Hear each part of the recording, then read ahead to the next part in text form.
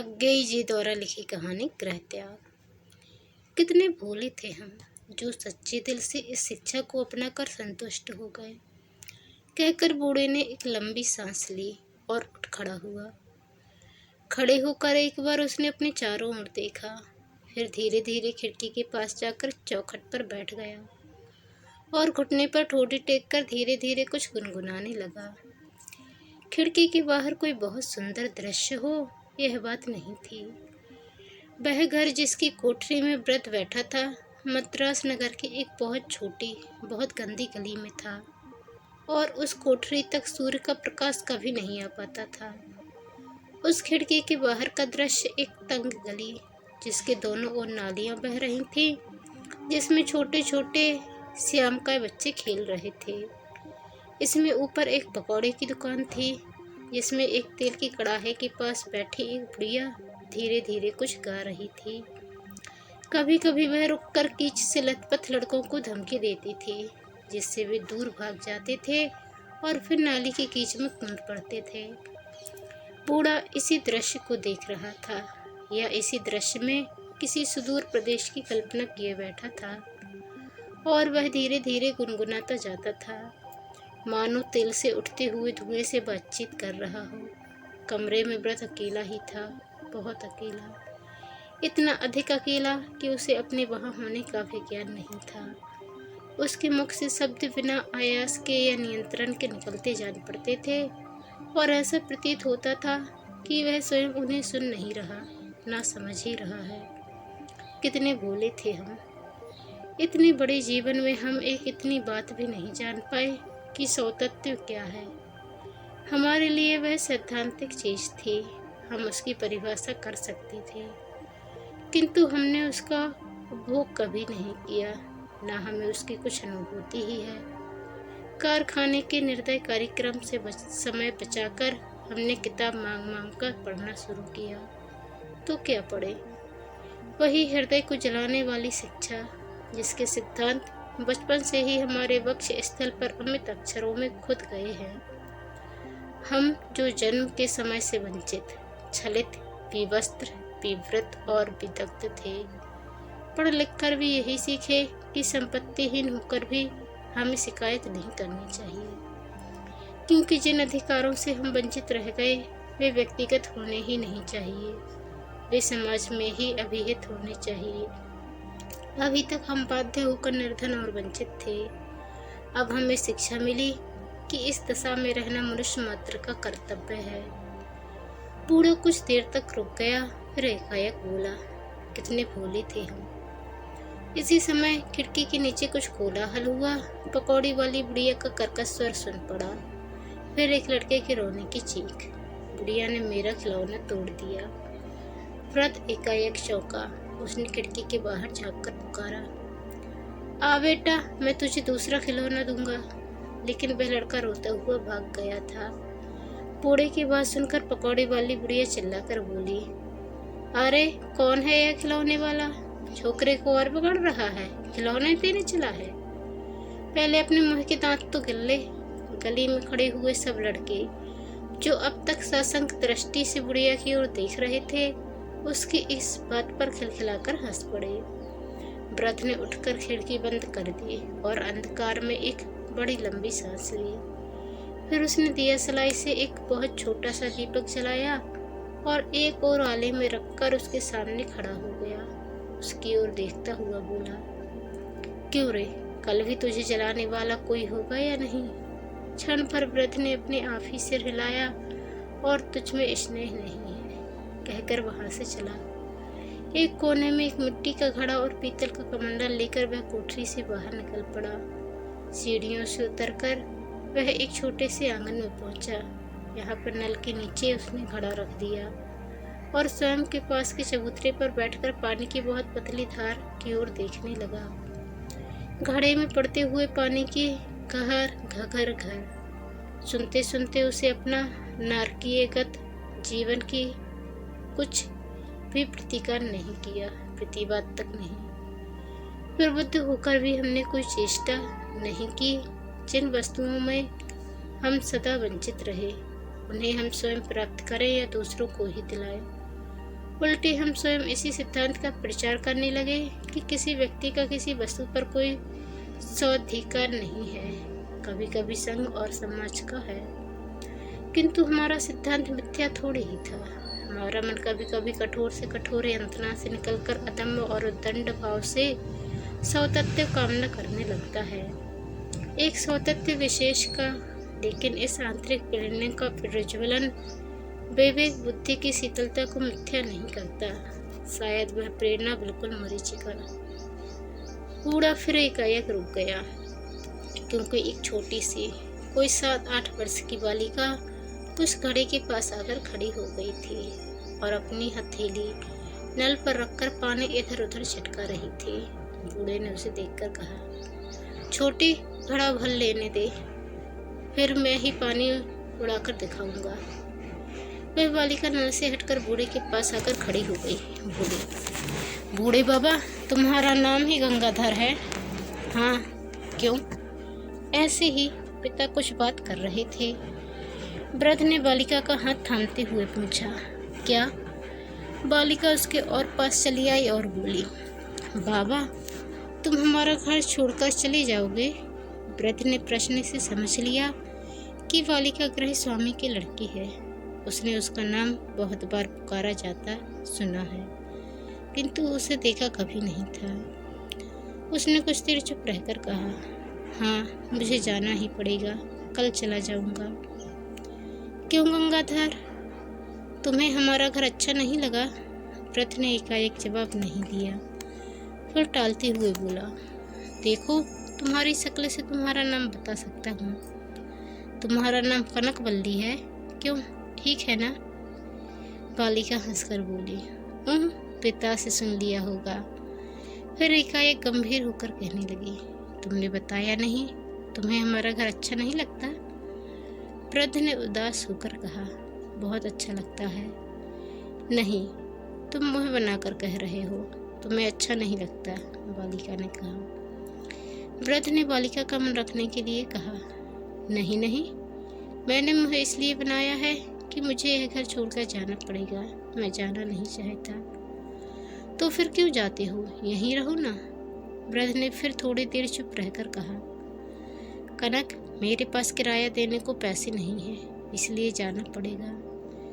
बालिका थोड़ी देर गंभीर मुद्रा से उसकी ओर देखती रही, फिर बोली, तुम यहीं बैठे रहना, मैं अभी आती हूँ।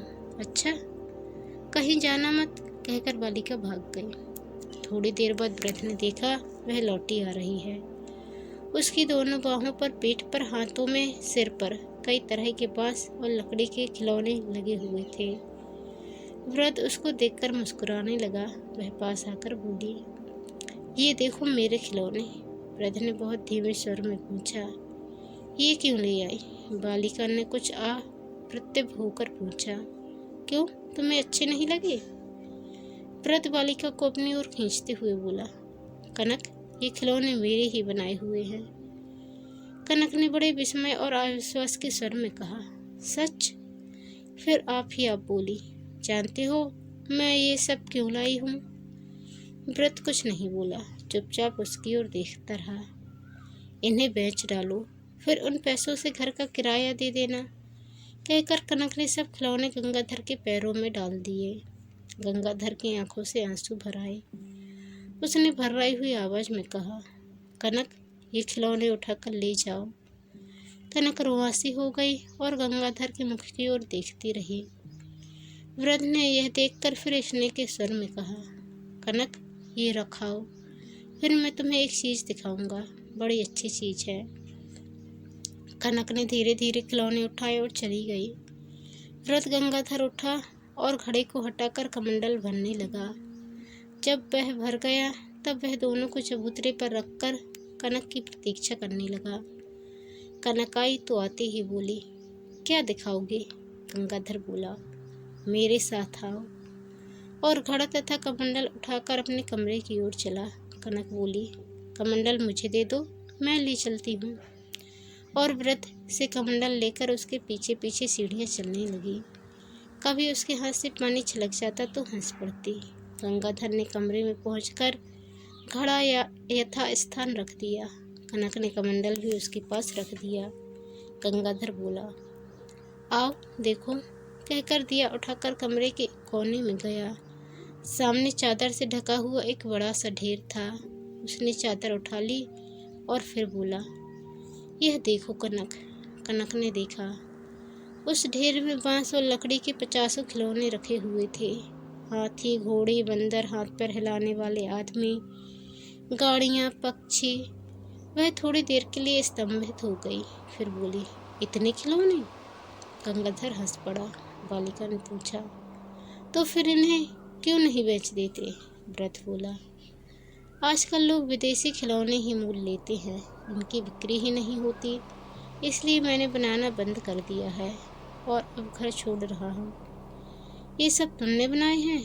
सब। तुमने सीखा कहाँ? मुझे भी सिखा दो कैसे अच्छे खिलौने हैं। गंगाधर उदास भाव से बोला, हाँ, बुरे नहीं हैं। बालिका का मन किसी दिशा में चला गया था। उसने पूछा, गंगाधर, तुम बहुत दिन से हमारे घर में रहते थे? हाँ, मुझे 25 साल हो गए हैं। अरे, तब तो मैं थी ही नहीं, तब तुम्हें घर अच्छा लगता था? गंगाधर उसके इस भोले अहंकार में हंस पड़ा। तुम तब से ही खिलौने बनाते थे? नहीं, पहले मैं लड़कों को पढ़ाया करता था। फिर लड़कों को पढ़ाने से तो यह काम अच्छा है ना, मैं तो यही करूं। गंगाधर ने एक लंबी सांस ली और चुप हो गया। गंगाधर, तुम तो रोने लगे। नहीं, मैं एक बात याद कर रहा था।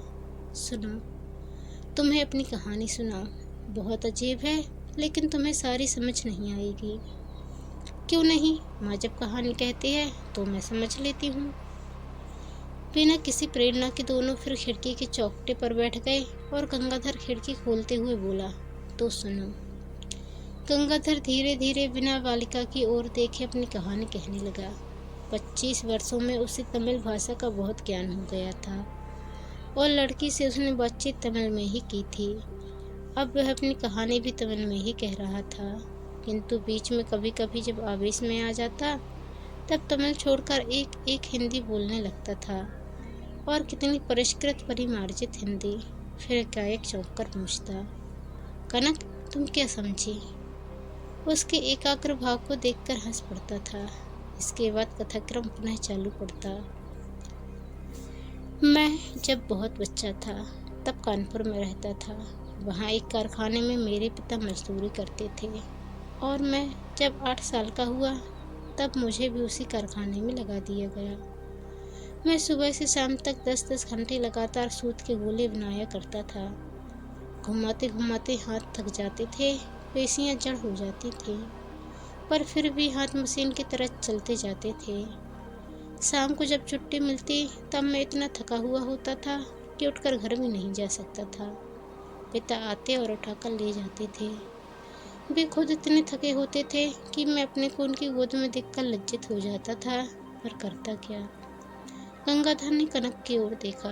वह सहज सहानुभूति में बोली, तो क्या दिन भर में खेलना नहीं मिलता था? खिलौने? गंगाधर एक विषादपूर्ण मुस्कुराहट के साथ कहने लगा, वह भी कहता हूँ, सुनती जाओ। हमें प्रातःकाल 6 बजे ही काम पर चले जाना पड़ता था, इसलिए सवेरे तो कुछ खेलने मिलता ही नहीं था। शाम को 6 बजे के करीब मैं घर पहुँचता तो थोड़ी देर तो फटी हुई चटाई पर लेट रहता था। भूख लगती थी तो इतना भी नहीं होता था कि रोकर रोटी मांग लूं। चुपचाप पड़ा हुआ गली हुई छत की ओर देखा करता था कि बरसात में पानी से बचने के लिए कहाँ सोऊंगा। लेकिन जब 7 बजने को होते थे तब नीचे गली में बहुत से लड़कों का कीड़ा रब सुनकर मुझसे नहीं रहा जाता था। अपने थके मांदे शरीर को किसी प्रकार मैं गली में ले जाता और उन लड़कों के खेलों में अपने को भुला देने का प्रयत्न करता था। हमारे पास कोई खिलौने नहीं थे, कोई भी चीज़ ऐसी नहीं थी जिसे हम अपना कह सकते। जब हमारा भाग्य बहुत ही अच्छा होता था और आधे दिन की छुट्टी मिल जाती थी तब हम सड़कों के किनारे की घास में लौटकर, नदी के किनारे की रेत में घर बनाकर और आपस में लड़कर ही अपना मनोरंजन कर लेते थे। और जब ऐसा सुयोग नहीं मिलता था तब सड़कों की धूल में लौटकर कूड़े के ढेरों में सिगरेट की डिब्बियाँ निकालकर, किताबों की दुकानों के बाहर से फटे पुराने अखबारों के चित्रों का संकलन करके ही हम अपनी आत्मा की भूख मिटाया करते थे। वृद्ध ने एक बार कनक की ओर ध्यान से देखा और फिर कहने लगा, और जो चीज़ सबको मिल जाती है, अपने आत्मियों का प्रेम, मुझे वह भी नहीं मिला। पिता को काम से ही छुट्टी नहीं मिलती थी और माता मुझे बोध होने के पहले ही मर गई थी। कनक, तुम्हारी माता है ना? कनक ने कहा। माँ मुझे बहुत प्यार करती है। गंगाधर ने यह सुना या नहीं, इसमें संदेह है। उसका ध्यान बहुत दूर कहीं चला गया था। वह तमिल को छोड़कर हिंदी में ही गुनगुनाने लग गया था। शायद अपनी बाल्यकालीन स्थिति के कारण, अपनी शिक्षा के दोष या गुण के कारण मेरी दशा बाद में ऐसी हो गई। संघ सौतत्व का प्रचार करते करते कभी मानो पैरों के तले से धरती खिसक जाती है। अपने सब तर्क भूल जाते हैं। अपना आत्मविश्वास जनित संतोष नष्ट हो जाता है। संसार सूना हो जाता है। केवल एक विराट आशंका से, एक भैरव प्रशांति से, एक उद्भ्रांत कामना से आकाश व्याप्त हो उठता है। जिन मनुष्यचेष्टाओं को हम अब तक छिपाते आ रहे हैं, वे एकाएक प्रलयकार वेग से सामने आती हैं। एक ही आकांक्षा, स्व इच्छा कि इस विशाल विश्व में कम से कम एक वस्तु तो ऐसी हो जिस पर हमारा एकांत अस्तित्व हो, जिसे हम अपनी कह सके। हमारे निरह, निसंदेह, नीरव हृदयों में कभी कभी जो उथल पुथल मच जाती है। कनक, तुम क्या समझी? कनक हंसकर बोली, तुम बोल रहे थे तो तुम्हारे मुंह पर दिए का प्रकाश बहुत कांपता मालूम होता था। मैं वही देख रही थी। अब कहानी नहीं सुनाओगे? मैं क्या कह रहा था? हाँ, कि हमारे पास खिलौने नहीं थे। जब मैं 13 साल का हुआ तब मेरे पिता मर गए। उसके बाद कनक ने गंगाधर के घुटने पर हाथ रखकर कहा, गंगाधर, तुम तो बहुत रोए होगे। नहीं, रोने का समय नहीं मिला। मेरे पास पैसे नहीं थे। 5 आने रोजी मिलती थी। जब पिता मर गए तब मैंने वह काम छोड़कर आदमी का काम शुरू किया। काम में हाथ पैर टूटने लगते थे, पर पैसे ज़्यादा मिलते थे। 10 आने रोज।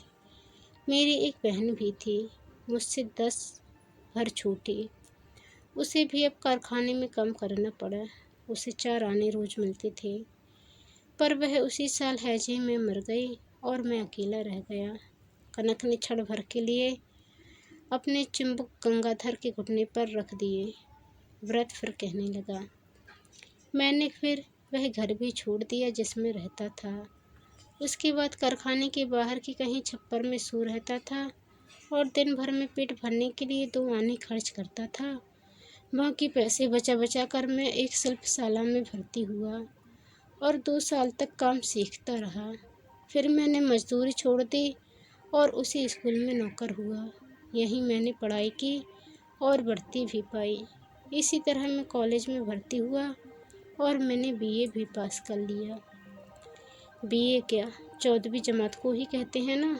गंगाधर हंसा और बोला, हाँ, मैं तो अभी दूसरी में ही पढ़ती हूँ। गंगाधर फिर हंसा और बोला, इस समय तक मेरे विचारों में बहुत बदली हो गई थी। मैं अब अमीरों से डरता नहीं था, उनसे घृणा करता था। मुझे विश्वास हो गया था कि अपने देश की सरकार और अमीरों से लड़ाई किए बिना मुझ जैसे मजदूर का कोई भला नहीं होगा। और मैं यह भी समझता था कि गरीबी का एक ही इलाज है कि सब पूंजी संघ को ही दे दी जाए। संघ जानती हो? नहीं। मतलब यह था कि पूंजी पर, रुपए पैसे पर सबका बराबर बराबर हक हो। एक आदमी दूसरे को भूखा मारकर अमीर न हो जाए। मैंने यह लड़ाई छेड़ने के लिए और भी आदमी इकट्ठे कर लिए। वे भी मेरी ही तरह विश्वास रखते थे और मेरी ही तरह गरीबी से उठे हुए थे। गंगाधर फिर हिंदी में कहने लगा, हमारी दीक्षा यही थी कि प्रत्येक को उसकी पात्रता के अनुसार मिले। हमारा प्रयत्न भी यही था कि हर एक को यथोचित दे और हमें इस बात का अभिमान था कि हम अपने अधिकार से अधिक कुछ नहीं मांगते। अब अपनी इस कारातुल कोठरी की छोटी परिधि में, एक नीरस और निरानंद शांति में मुझे यह स्पष्ट दिख पड़ता है कि हम में एक बड़ी भारी त्रुटि थी। जीवन में एक स्थान पर आकर हम इस सिद्धांत को भूल जाते थे। इस स्थान पर हमारे लिए यह असह्य होता था कि हम किसी के भी द्वितीय हों, चाहे वह संसार का सर्वश्रेष्ठ व्यक्ति ही क्यों न हो। वहाँ पर हम सदा प्रथम होना चाहते हैं या फिर होते ही नहीं, हमारा अस्तित्व ही मिट जाता है। फिर एकाएक तमिल में, कनक, अगर तुम्हारे माता पिता तुम्हें प्यार न करें, कोई भी न करे, तो तुम क्या करो? कनक ने प्रश्न पर विस्मित होकर कहा, क्यों न करे? मैंने कोई बुरा काम किया है? गंगाधर एक फीकी हंसी हंसकर बोला, ठीक है, तुम्हारी कल्पना के बाहर की बात है। फिर वह अपने अभ्यस्त साधारण स्वर में कहने लगा, 2 साल ऐसे ही बीत गए। फिर एक दिन एकाएक मेरे सब साथी पकड़े गए।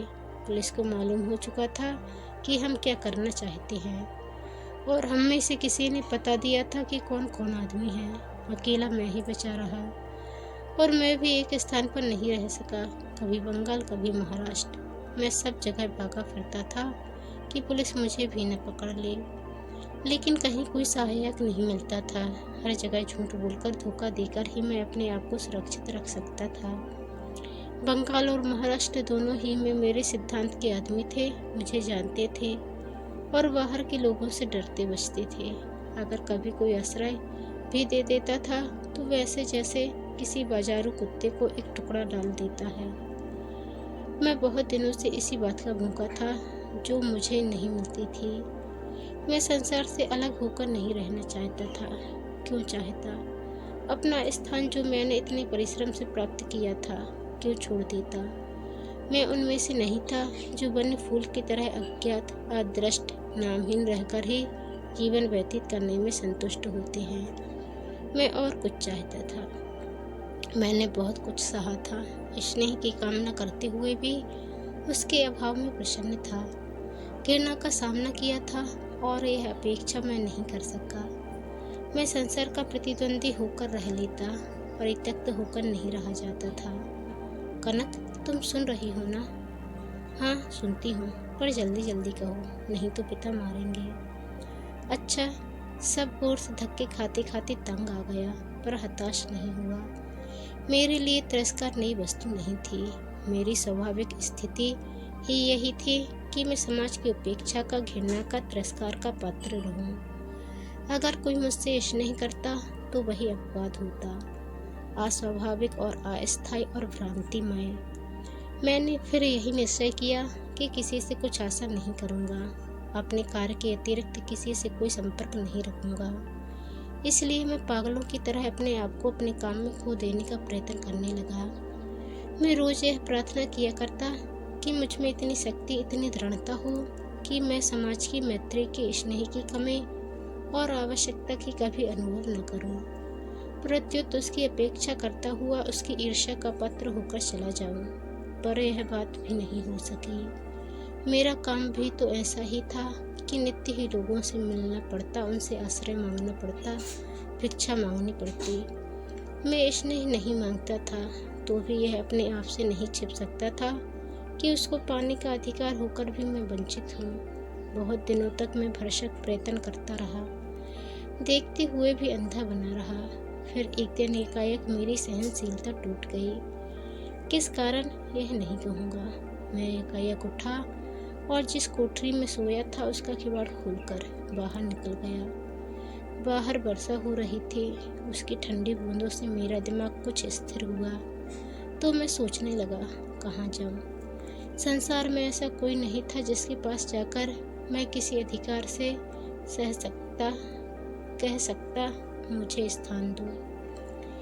कनक अपनी बड़ी बड़ी आंखें व्रत पर गड़ाकर बोली, क्यों, तुम्हारे कोई सखा नहीं थे?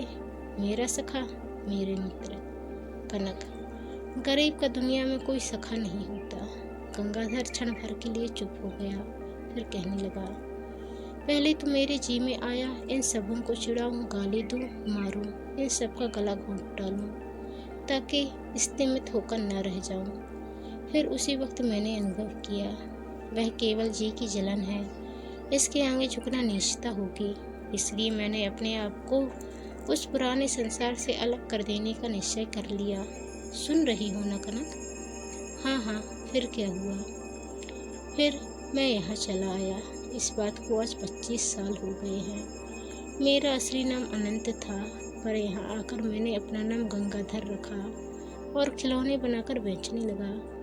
पहले मेरे खिलौने बहुत चलते थे, पर अब धीरे धीरे उनकी कद्र घट गई है। अब तो जिधर देखो विलायती मोटर गाड़ियों, हवाई जहाज़ों और उड़ियों की धूम है। इसलिए मेरा यह हाल हो गया है, पर मेरे पास तो ऐसे ही खिलौने हैं। गंगाधर ने एक लंबी सांस लेकर कहा, हर एक लड़की कनकवल्ली तो नहीं होती। कनक इस सीधी सादी प्रशंसा से प्रसन्न हो गई। बोली, अगर मुझे पहले मालूम होता तो मैं और खिलौने भी ले लेती। व्रत हंस पड़ा, फिर कहने लगा, अब कहानी समाप्त करता हूँ, तुम घर चली जाना। अब मेरी यह दशा हो गई है कि मैं इस घर का किराया भी नहीं दे सकता, इसलिए अब छोड़कर जा रहा हूँ। कहाँ जाओगे? पता नहीं। क्या करोगे? पता नहीं। फिर वापस आओगे? पता नहीं। बालिका हंसने लगी। बोली, कुछ पता भी है? गंगाधर फिर हिंदी में बातें करने लगा। चला तो जाऊंगा, पर वह भूख कहाँ मिटेगी। अब मैं बूढ़ा हो गया, अब बदलना मेरे लिए संभव नहीं है। और फिर मेरी भूख तो नई नहीं है, लाखों वर्षों की संस्कृति और मनुष्य चालन से उत्पन्न एक प्रवृत्ति है। पृथ्वी पर मनुष्य का आविर्भाव हुए करोड़ों वर्ष हो गए, और इन करोड़ों वर्षों में बिना किसी बाधा के हमारे हृदयों में व्यक्तिगत स्वतंत्र का भाव जागृत रखा गया है। और उससे भी पूर्व, जब हमारे पुरखों ने अभी मनुष्य तत्व नहीं प्राप्त किया था, तब भी यह इस तत्व भाव पशुओं में था।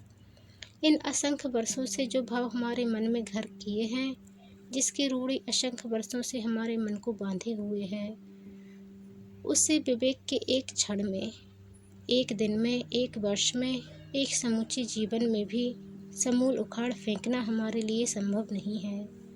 विवेक द्वारा स्वतंत्र भाव को दबाकर भी हम इस अस्पष्ट आकांक्षा के विद्रोह को दबा नहीं सकते।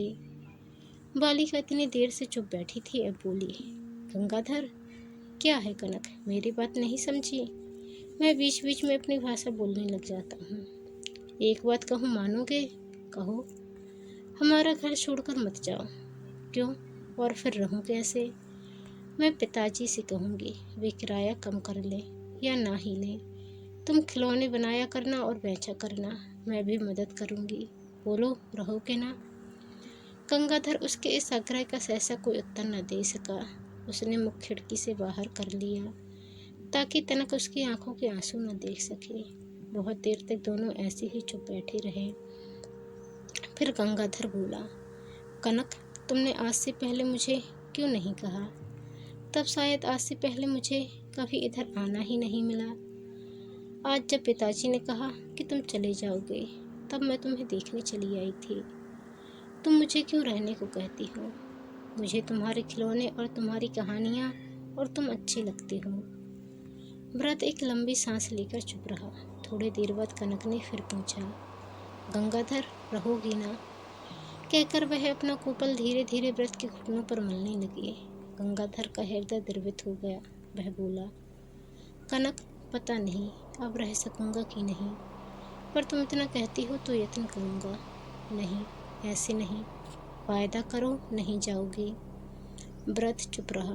कनक फिर बोली, मेरी बात नहीं मानोगे? कह दो नहीं जाओगे। अच्छा, जैसे तुम कहो। नहीं, कहो, वादा करता हूँ नहीं जाऊँगा। अच्छा, वादा करता हूँ नहीं जाऊँगा। लो, अब तुम दौड़कर घर चली जाओ, बहुत देर हो गई है। अच्छा, कल फिर आऊँगी, तुम जाना मत, कहकर बालिका भाग गई। गंगाधर खिड़की की चौखट पर सिर रखकर बैठ गया। उसका दुबला शरीर अंतर्दाह से हिलने लगा। इसी समय उसने दूर पर एक स्त्री का कुत्र स्वर सुना। क्यों रे चुड़ैल, कहाँ गई थी? और उसके बाद ही कनक के रोने की आवाज़। वह एकाएक उठकर दीपक के पास आकर खड़ा हो गया। बोला, मैं किस विडंबना में अपने आप को भुला रहा हूँ। 50 वर्ष तक जो नहीं मिल सका, उसके मोह में आज भी पागल हो रहा हूँ। और आज भी वह कहाँ मिला है? एक बच्चे का अस्थायी चापल्य, अगर कल वह चली गई या विमुख हो गई या भूल ही गई तो? गंगाधर, तुम पागल हो गए हो। तुम्हारे हृदय में, तुम्हारी नस नस में जो जीवन की तीक्ष्णता नाच रही है, उसको तुम एक सामान्य और क्षणभंगुर आनंद में कैसे भुला दोगे? तुम्हें चाहिए कि एक अशांतिमय उपद्रव या कुछ नहीं। हटाओ इस मोह जाल को। गंगाधर ने एक बहुत लंबी सांस लेकर चारों ओर देखा, फिर एक कागज के टुकड़े पर पेंसिल से तमिल अक्षरों में लिखा, मेरे सब खिलौने कनकवल्ली के लिए हैं, और उसे खिलौने के ढेर पर रख लिया। फिर किवाड़ से बाहर एक बार सीढ़ियों की ओर झांक कर देखा, फिर वापस आकर दिए के सामने खड़ा हो गया। गंगाधर एक क्षण दिए की ओर देखता रहा, फिर फूंक से उसे भी बुझाकर टूटे हुए स्वर में बोला, अब आगे अंधेरा है आनंद। तो दोस्तों, आपको ये कहानी कैसी लगी कमेंट कर ज़रूर बताएं। चैनल पर नए आए हैं तो चैनल को सब्सक्राइब कर बेल आइकन को क्लिक कर लें। धन्यवाद। जय हिंद।